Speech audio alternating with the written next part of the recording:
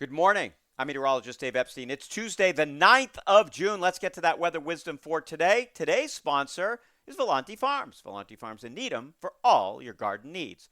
So one of the things I've noticed over the past couple of days is that the heat for this week, and it is going to be very warm. We're going to be in the mid to upper 80s, maybe even 90s this weekend, but maybe not. Some of the models are starting to pull back on that heat for the weekend a little bit. We'll have to wait and see whether or not that really happens. So the models, GFS got us back into the 70s for the weekend. Euro was back up near 90. So I think they're having a little trouble discerning exactly how much of this heat that's going to be building in the middle of the country is going to get off towards the east. So it's only Tuesday.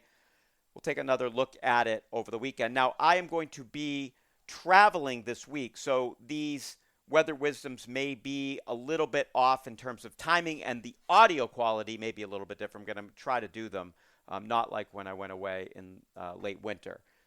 So temperatures today in the mid 80s with sunshine as we head for the overnight hours tonight. We're back down to the 50s in the cooler spots, upper 50s, and then Boston's in the 60s. Tomorrow, partly sunny, mid to upper 80s. There might be a shower thunderstorm late in the day, but more likely Wednesday night as a little bit of energy comes across. Temperatures in the 60s.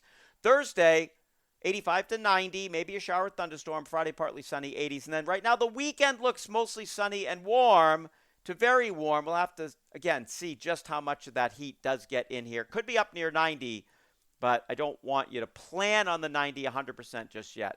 It's still a little bit in flux. Have a great morning, everybody.